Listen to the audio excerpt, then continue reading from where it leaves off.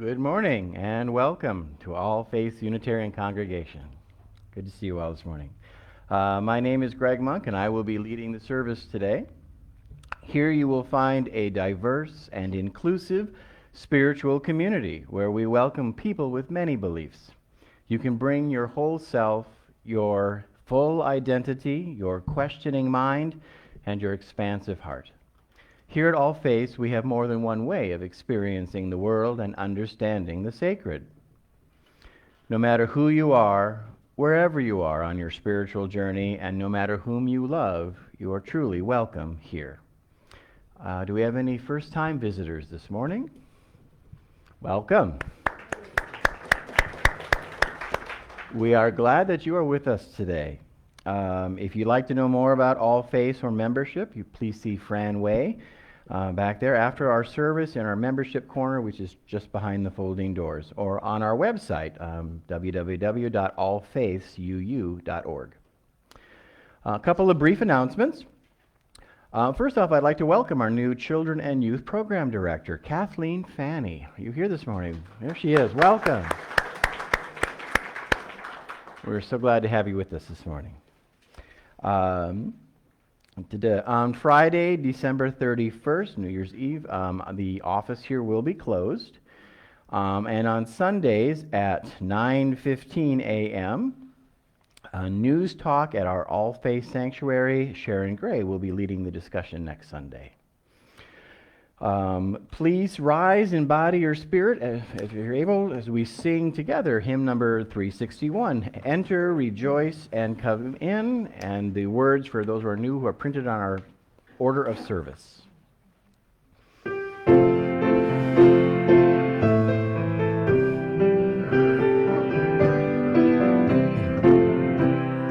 Enter, rejoice, and come in.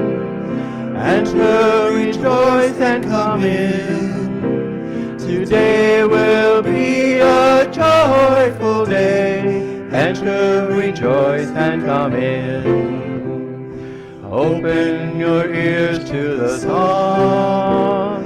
Open your ears to the song. Today will be a joyful day. Enter, rejoice, and come in. Open your hearts, everyone. Open your hearts, everyone. Today will be a joyful day.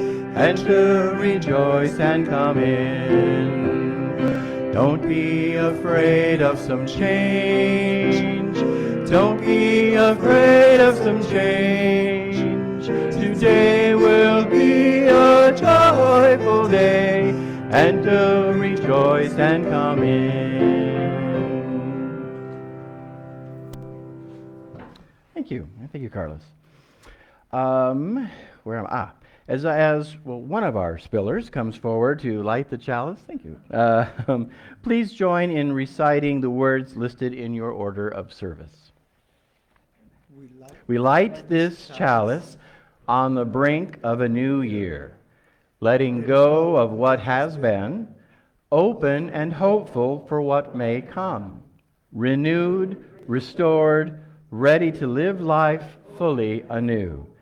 May we move forward with intention. Thank you. And now please join in singing hymn 413, Go Now in Peace, as our children join Kathleen for their Child and Youth Program.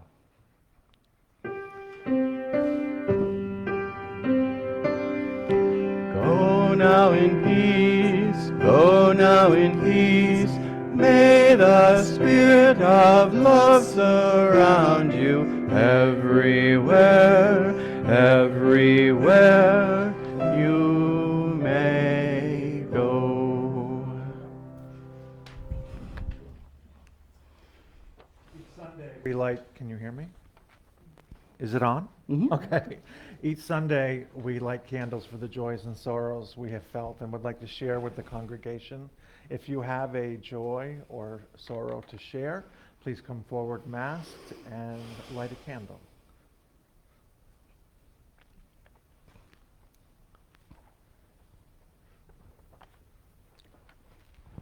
I'm Dave Slocum. Been in this congregation, I think, for about 12 years, off and on. And my joy is we had a wonderful Christmas get-together yesterday at Carol Seiferd's. She says it's going to be her last. We hope not, but she's been a wonderful resource for those of us that don't have family, and we can all get together on the holidays and fellowship. Thank you, Dave.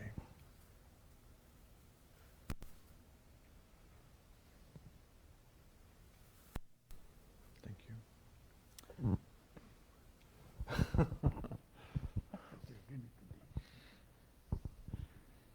I'm your sexton, and I think I'm going to be leaving you for a little while. My brother-in-law died in Christmas Eve, and so my sister was tore up, so I had to call her and kind of calm her down, but her daughters are there. But I'm trying to get a flight out, and it's pretty hard. So think about my sister. I'm sorry, Joe.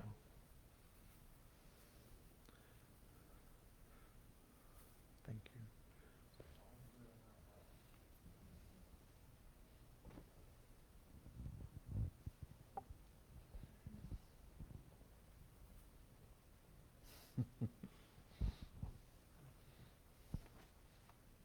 Can I?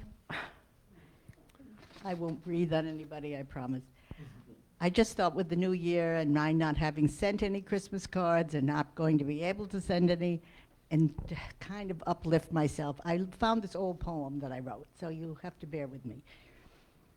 Staring out into the night, across waves, through mist, slowly kissed by wind and sea, slowly touched by heat of sun, the years go on.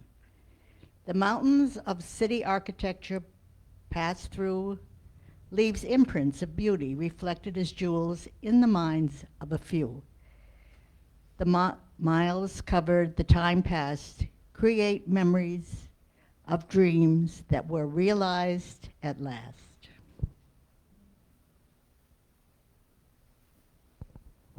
Thank you, Shay. Mm.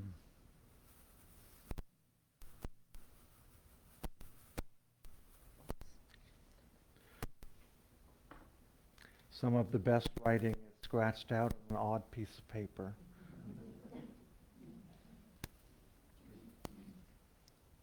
Would anyone like me to bring the microphone to you? I light this final candle for the joys and sorrows that remain unspoken and in our hearts.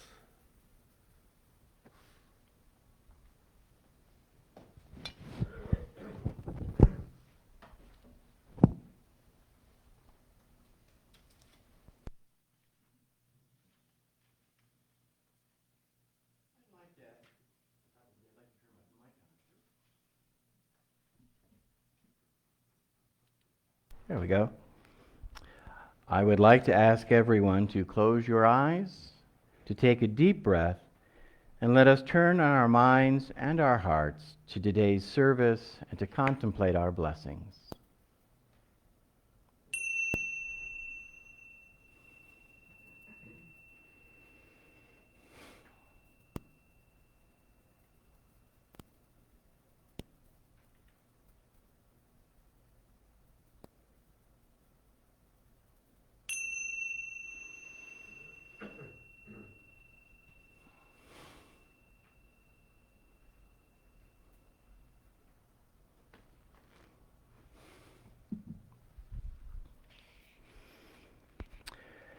And now, please rise in body or spirit as we sing together hymn number 123, Spirit of Life.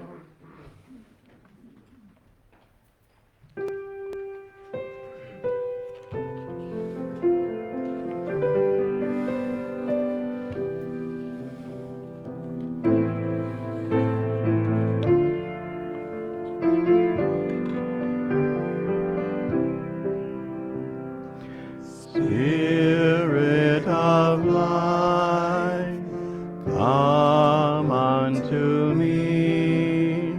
Sing in my heart all the stirrings of compassion.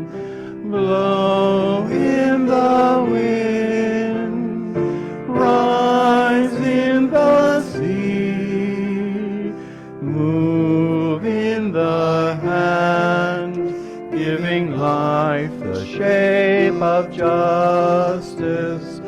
Roots hold me close, wings set me free. Spirit of life, come to me, come to me.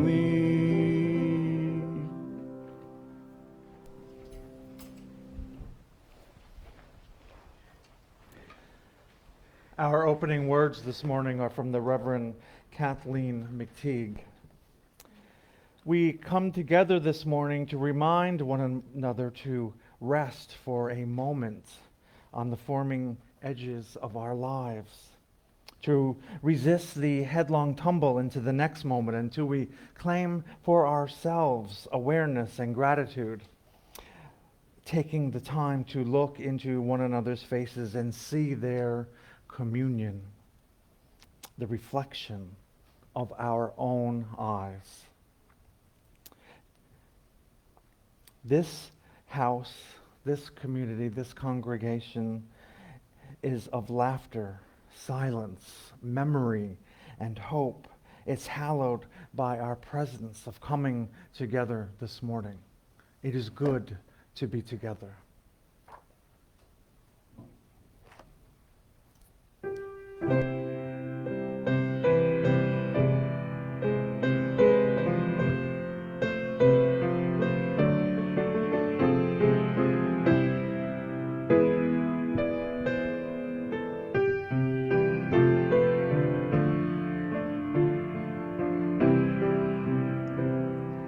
Let there be peace on earth, and let it begin with me.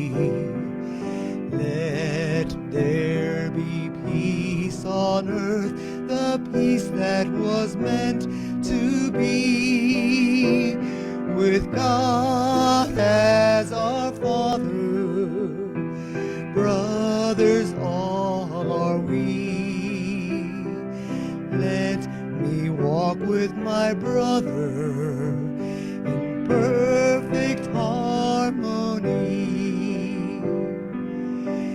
Let peace begin with me. Let this be the moment now. With every step I take, let this be my solemn vow, to take each moment and live each moment in peace eternally. Let there be peace on earth, and let it begin with me.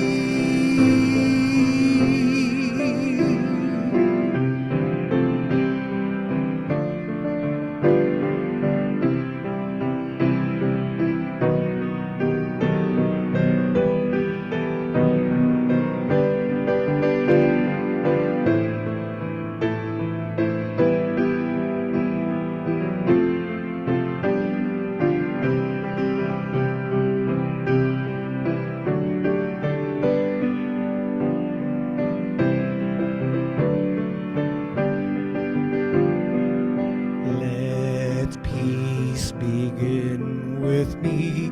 Let this be the moment now. With every step I take, let this be my solemn vow, to take each moment and live each moment in peace eternally. Let there be peace on earth, and let it begin with me.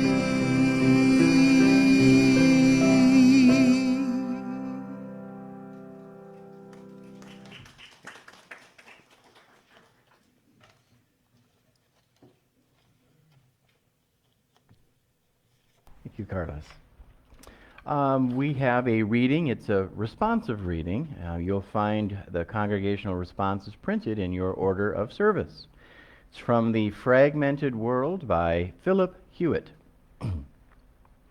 From the fragmented world of our everyday lives, we gather together in search of wholeness. By many cares and preoccupations, by diverse and selfish aims, are we separated from one another and divided within ourselves. Yet we know that no branch is utterly severed from the tree of life that sustains us all. We cherish our oneness with those around us and the countless generations that have gone before us. We would hold fast to all of good we inherit, even as we would leave behind us the outworn and the false. We would escape from bondage of the ideas of our own day and from the delusions of our own fancy. Let us labor in hope for the dawning of a new day without hatred, violence, and injustice. Let us nurture the growth in our own lives of the love that has shone in our lives of the greatest of men and women, the rays of Whose those lamps still illumine our way. In this spirit we gather, in this spirit we pray.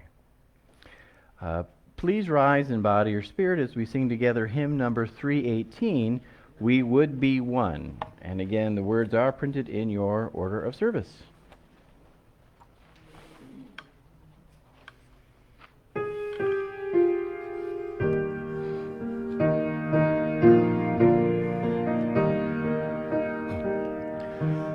we would be one as now we join in singing our hymn of love to pledge ourselves anew to that high cause of greater understanding of who we are and what in us is true.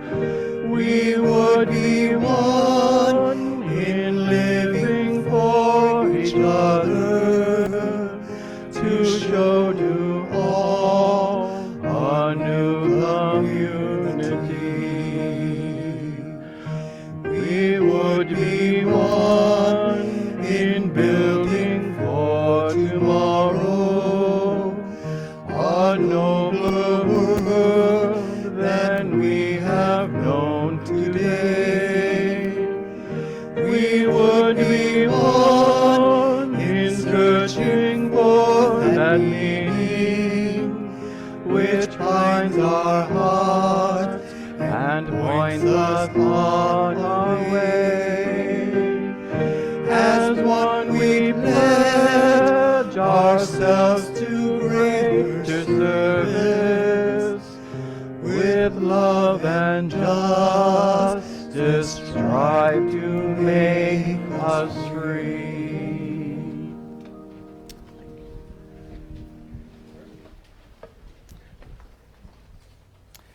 I love that hymn.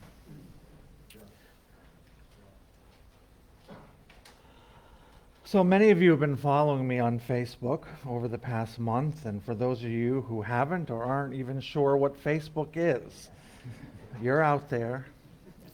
You should know that I began the holiday season in New York at my family's home near Canada for Thanksgiving.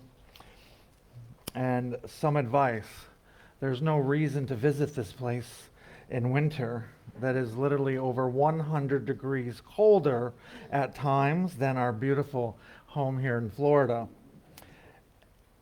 But I spent the beginning of my holiday season trying to get home for 47 hours. Flights were canceled. Richard and I and a friend took another flight, a car to get another flight to pick up our car, and we drove home from Fort Lauderdale. So I have one holiday left, and so do you. We made it through the solstice. We made it through Christmas, and the new year is next. Richard and I were meant to go to New York City to visit some of our Irish friends, but we decided not to. One, because I need to be back to work, and I don't have 3 days to try to get home if something happens. And of course, COVID, it's rearing its head in a bad way in New York City. So you might expect today's sermon to describe my adventure, but I'm not going to. But I assure you, you will hear about this adventure next month. I've been sitting with a poem that I used for our opening words on Christmas Eve. You might remember them. If not, I'll remind you in a few seconds. In our culture, there is a build-up to our holiday season, and once we reach the holidays, it seems we have peaked and choose not to gradually let ourselves down on the other side. Is anyone feeling that way? A task, I believe, letting ourselves down on the other side, a task that I believe is worthy of our time and attention. You see, after the lights are taken down, literally or figuratively, the work that this past season inspires continues. That work continues. And this brings me to the poem which may help us consider our course of direction for our new year. And I'm sure you have heard this poem written by educator, theologian, and civil rights activist and minister Howard Thurman. And if you were here on Christmas Eve, you definitely heard parts of it. He writes, "When the song of the angels is stilled, when the star in the sky is gone, when the kings and princes are home, when the shepherds are back with their flock, the work of Christmas begins to find the lost, to heal the broken, to feed the hungry, to release the prisoner, to rebuild nations, to bring peace among brothers and sisters, and to make music in the heart."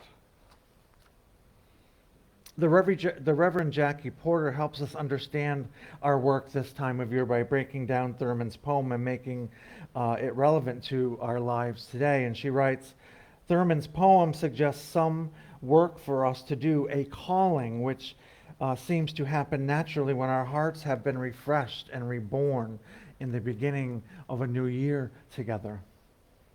Regardless of our theology, the holiday season that has just passed asks us to consider the paradox of the birth of Jesus, but also that Christians await for his return. But waiting doesn't need to be for us. Waiting doesn't need to be for us. Gandhi tells us we are the one that we are waiting for. I am the one, and you. We are the ones who must open our hearts, reach down, and call on that still small voice within each of us which is waiting there. We are the light which can shine in the darkness. Thurman's poem tells us that the angels' song is over. The shepherds are back on their hills and the kings are home. He tells us of the work we are called to do in the here and now. And I wonder if any of this work has meaning or significance for you. We are to find the lost. Where do we look for the lost? You needn't go far. They are living under bridges, sleeping on benches, and being turned away from shelter right here in our own community. They are lost, have no home, no security, and no safety, abandoned by their city government. I'm grateful for the organizations which serve them, which we partner with and which we need to continue to support, because we are seeking to end homelessness, increase affordable housing here in Lee County, and that is an awesome undertaking of justice and compassion. But what about us? Are we lost? Many of us live with a sense of loneliness, separation, and despair, brought about in part by our highly mobile society. And most of us don't live in one community long enough to develop histories with nearby families, and don't have lots of family around to function as a support or a guide. I'm reminded that in days gone by, when we were rooted in a community which told us who we are, we were not lost. You may remember those days. But times have changed. Now we are forced to carve out our own roles as well as develop a set of values, a life's purpose, construct an independent personality and a sense of personal worth. We can lose our way in this busy world, and at times we feel lost. This is a calling for each of us. We need to slow down after the lights. We need to slow down and take the time to find ourselves, know who we are, connect with our deepest authentic self, ask for guidance, and then listen intently, because the heart speaks softly. We are to heal the broken. We know people suffering from broken lives, someone who has been torn open by anxieties brought on by a crisis, loss of loved ones, loss of a job, substance abuse, divorce, depression. And in January, I will work to breathe new life into our lay pastoral care program, working closely with 4 or 5 members of our congregation to better meet the day-to-day needs of our congregation. I can't do it alone, because as we are finding ourselves, I need help to facilitate that. And this will bring us closer and allow us to help one another, because the minister is not the only person in the congregation to minister. It's a true calling. This is an opportunity for us to volunteer, to be the person who cares, who takes food, provides rides and time, to just be present and just to listen. And the listening presence of a friend can be healing, which means we can all be healers. And we must feed the hungry. Food is necessary for survival, and there are people in our own country, in our own community, maybe in our own families, that are hungry or starving. Most of us have enough to eat and enough to share, which we do. But there's another kind of sustenance which we need as well as food. We may have enough to eat, but we may not have enough loving, emotional sustenance. It's important to attend to these needs too, and practice self-care and nourish ourselves and pay attention and make time for these things after the lights. We are to release the prisoner. We know that there are many people incarcerated which cannot be released. We ourselves are not in institutions of confinement, but again, we need to check in with our inner selves. We need to continue our justice making for those unfairly incarcerated, mostly because of the color of their skin. We may be living in prisons of our own making, identifying with roles to which we have adapted, which define us and perhaps confine us. We are much more than the roles and than how we describe ourselves. We are much more than that.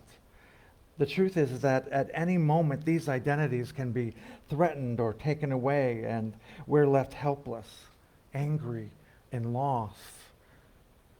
Weekly, I hear stories from our congregation of people losing themselves, losing the roles they used to have, losing the help they used to have, losing the influence and community that they used to have, taken away.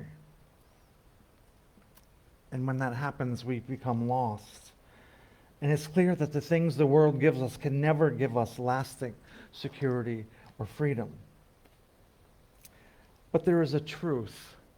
Deeper than this lies the prisoner of the Spirit that we must release to make ourselves whole, to make our community whole, and to make our world whole. You can call it God, the Spirit, the divine, morality, Fred, whatever you call it. You can call it Unitarian Universalism. It always loves, is always accepting, and it's peace and gladness within it. And when we are able to lift our thinking out of our own little ego and our desires and live in this loving realm of the heart, then we will be free. Then we will have real security.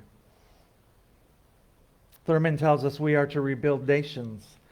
The world is not as just, not as loving, not as whole as we would like it to be, or as we know it could be.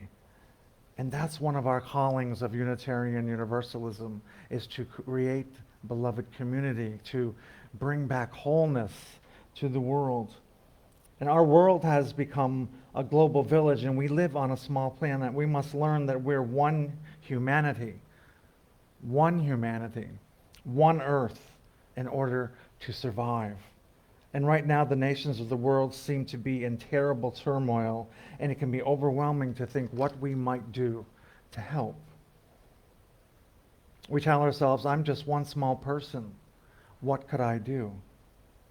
We might ask ourselves, what could I do? Being informed is one thing we can do. We have some real activists among us. They are aware of how our taxes pay more for war and destruction than for feeding the hungry, how our clothes are made by children around the world. They have a passion for peace and regularly working for this quality to be the reality in our world, beginning with us, beginning with ourselves. And Martin Luther King Jr. wrote, "When will the dark night end? When we look into our neighbor's face and see it as our own." When will the dark night end? When we look into our neighbor's face and see it as our own. And this is difficult for us, but it is a spiritual truth that we must do. It's a spiritual truth that what we do to the other one, we do to ourselves. We are to bring peace among brothers and sisters. If we can move from our egos into our hearts, that is where we are able to experience our humility and vulnerability as a human being and realize that we are all working hard to navigate this earthly existence. We can drop our fear and competition, and our hearts can open with love and compassion for one another, for our fellow travelers, especially those stranded in airports. Jeffrey Miller, who is an American-born Lama in the Tibetan Buddhist tradition, asks, if we were able to go inside right now and awaken our sleeping Buddha, what would we find? What would we find? And Tibetan Buddhism says that at the heart of you and I and every single person, there is an inner radiance that reflects our essential nature. They refer to this as inner light, innate luminosity. That's what we would find inside. Jesus said, and he said it like this, "You are the light of the world." And when we get in touch with this light, it will guide us to be compassionate, be the compassionate people our faith calls us to be, which the world so profoundly needs. And Thurman gives us an immense calling, for the need is great. It is our work after the lights, after the holidays, after the lights are taken down. Where do we start? How do we decide who we should serve? What can we do? But Thurman writes another important poem. He writes, "Don't ask what the world needs. Ask what makes you come alive and go and do it." Because what the world needs are people who have come alive. What is it that makes you come alive? What is it that's calling you? And we are blessed to be part of this community, this Unitarian Universalist congregation, this faith. And may you be at peace. May your heart remain open, and may you awaken to the light of your own true being, your innate luminosity. And may you be healed, and may you be a source of healing to others. May we find our way, our light, our heart after the lights. May it be so.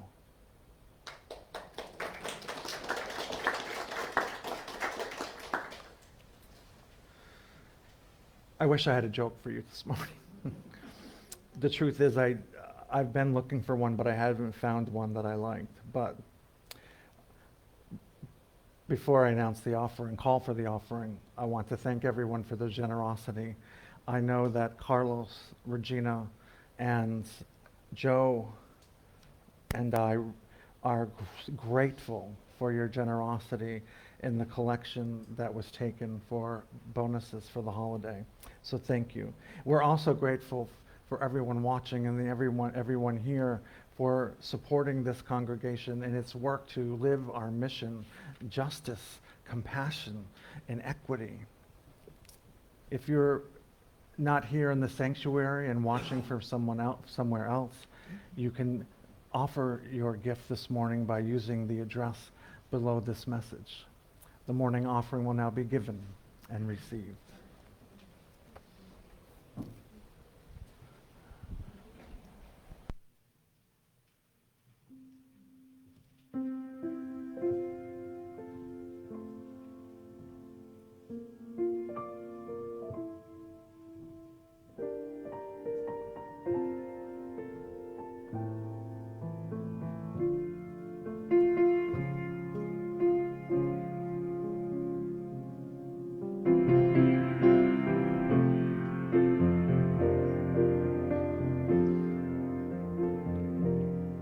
I see trees of green, red roses too.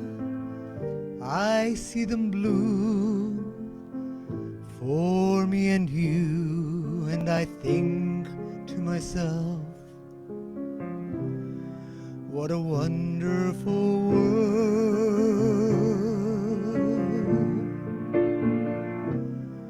I see skies of blue and clouds of white, the bright blessed day and dark sacred night, and I think to myself, what a wonderful world.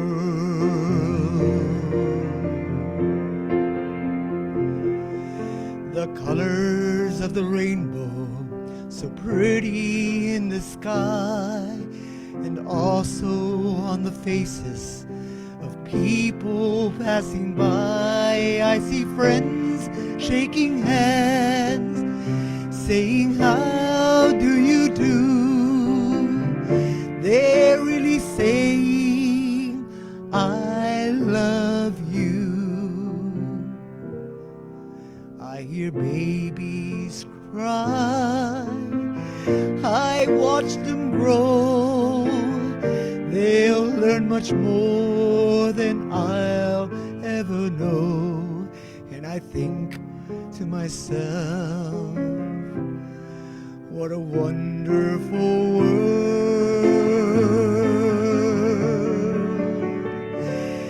Yes, I think to myself,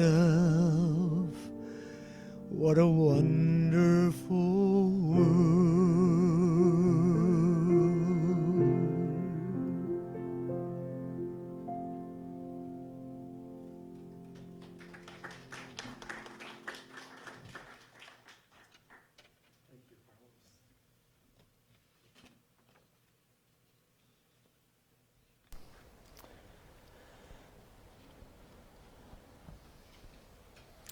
I love this faith. I have dedicated my life to Unitarian Universalism, and so maybe ours a religion which, like sunshine, goes everywhere.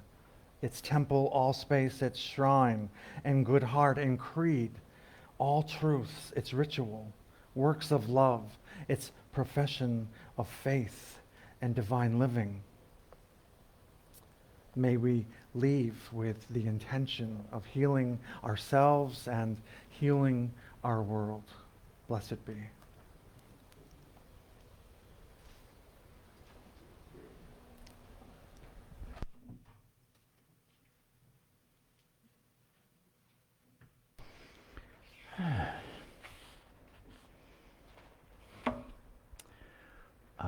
Yes, please rise in body or spirit as we sing Auld Lang Syne. The words are printed in your order of service.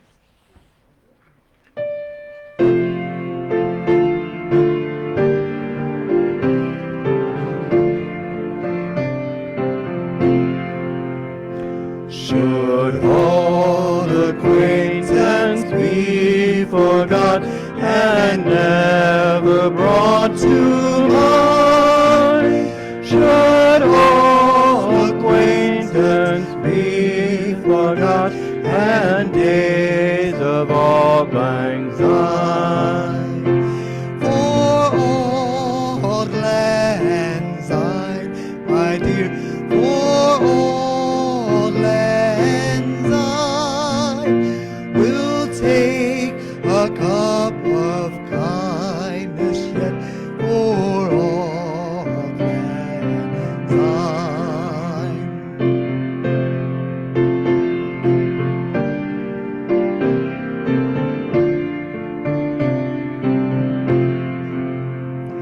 Should all acquaintance be forgot and never brought to mind? Should all acquaintance be forgot and days of old lang syne? Should all lang syne for auld lang syne, we'll take a cup of kindness yet for auld lang syne.